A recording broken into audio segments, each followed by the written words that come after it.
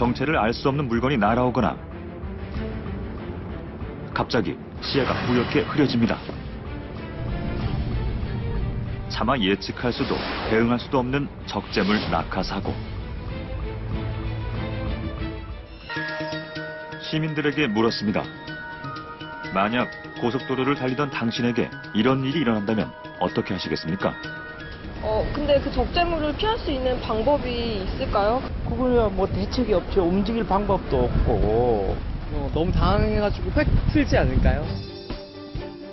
그렇다면 지식인이나 네티즌들은 방법을 알고 있을까요? 사고의 위험을 알리는 정보가 올라 있을 뿐 또렷한 방법은 보이지 않습니다.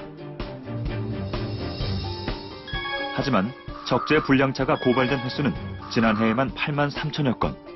안심하고 달리기에는 위험한 수치죠.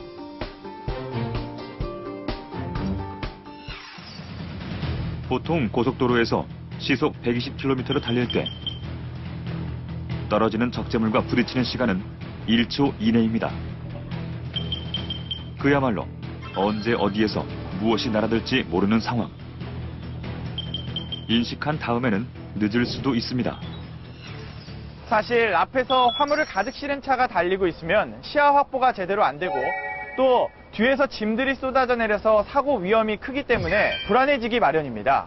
그렇다면 고속도로를 달릴 때 일반 운전자들은 어떻게 해야 할까요? 할 수 있는 방법은 세 가지로 요약됩니다. 첫 번째는 적재물을 피해 다른 차로로 재빨리 이동하는 거죠. 하지만 낙하물을 발견하자마자 갑작스럽게 방향을 바꾸던 차는 중심을 잃고 결국 충돌합니다.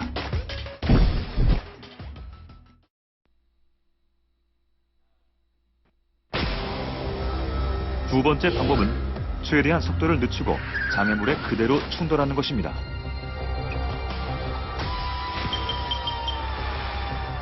하지만 차가 많이 달리는 고속도로에서는 뒷차들과의 연속 충돌로 더 큰 사고를 부를 위험이 있습니다.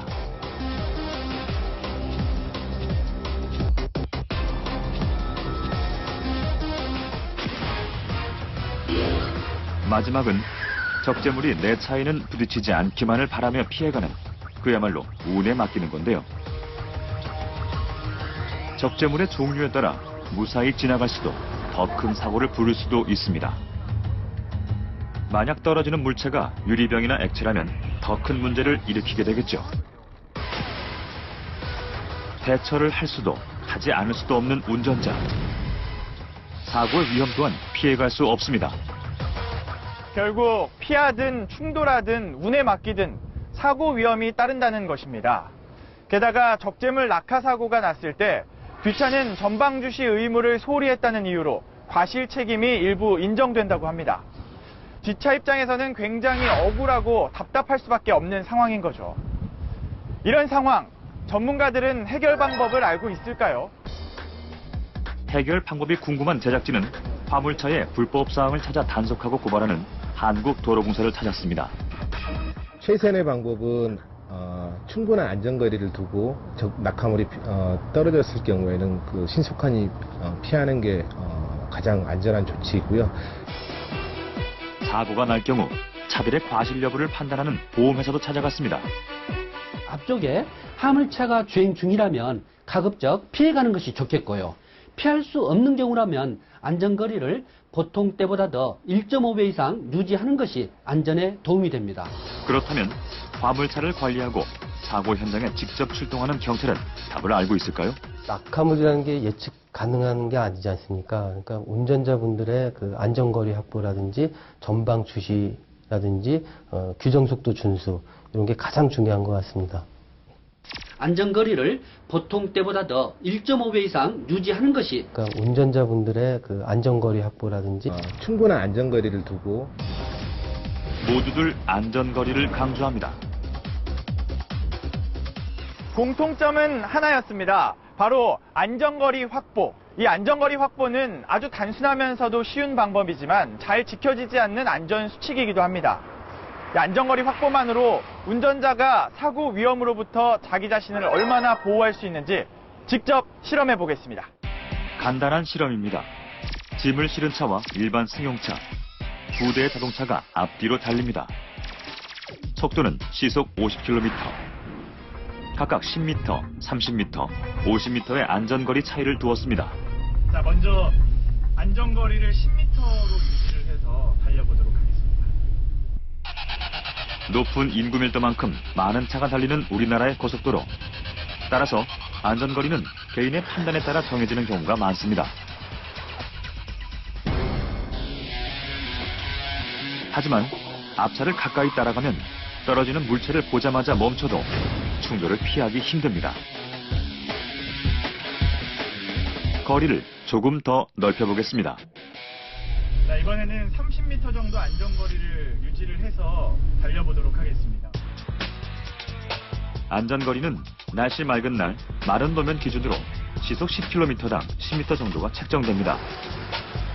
자동차가 시속 100km로 달렸을 때 반응하고 멈추기까지 80m 정도가 필요하기 때문입니다. 시속 50km의 경우 안전거리는 50m 정도. 같은 속도로 달렸지만 장애물에 부딪히는 정도가 다릅니다. 만약 장애물이 더 크거나 무겁다면 안전거리로 인한 차이는 더 커질 겁니다. 직접 운전을 해보니 안전거리에 따라 사물을 보고 반응하는 속도, 반응한 뒤에 나타나는 결과가 모두 다르다는 것을 느낄 수 있었습니다. 적재물 낙하 사고를 막을 수는 없지만 더 큰 사고가 나지 않게 할 수는 있었습니다. 낙하물 사고에서 뒷차의 운전자가 억울한 이유는 또 있습니다. 과실 책임입니다. 화물차의 적재물 낙하로 인한 사고가 발생하게 되면은 적재물 관리를 소홀히 한 화물차의 책임이 큽니다. 그렇지만 후속차에게도 보통 30 내지 40% 책임을 묻고 있습니다. 그 이유는 후속차를 하더라도 적정한 안전속도, 그리고 전방 주시, 그리고 충분한 안전거리를 유지해야 된다는 책임으로 볼 수 있습니다. 게다가 화물차가 멈추지 않고 달린다면 피해를 입어도 가해자를 찾을 수 없게 됩니다.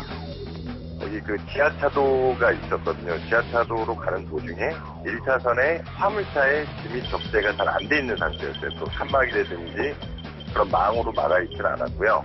그 상태에서 이제 진행을 하는 도중에 옆에서 차가 위에서 짐이 이제 날라온 거죠, 저한테. 그래서 저희 본네트하고 유리를 치고 이제 넘어갔죠. 그런 상황이었죠, 그때 상황이. 목격자 없는 어두운 밤, 상대방은 과실을 떠넘겼습니다. 근데 그 사고가 영상이 없으면 뭐 안 된다 그러더라고요. 아, 그러면 제가 블랙박스 영상이 있으니까 그거 토대로 저도 사건 처리를 하겠습니다. 그래서 그때서야 죄송하다고 말씀해 주시고 보상을 해주겠다, 이렇게 된 사건이죠, 그게. 수많은 차들이 흘러가는 고속도로. 갑작스럽게 떨어지는 적재물은 폭탄과 같습니다. 그런데 적재 분량을 단속할 기준 또한 명확하지 않아 많은 부분을 개인이 판단할 수밖에 없는 실정입니다. 도로교통법에 따르면 모든 차의 운전자는 화물이 떨어지지 않게 확실하게 고정될 수 있도록 조치하라고 명시되어 있습니다. 정식 덮개가 아닌 밧줄, 천막 등을 이용해 겉만 살짝 덮거나 그조차도 하지 않는 경우,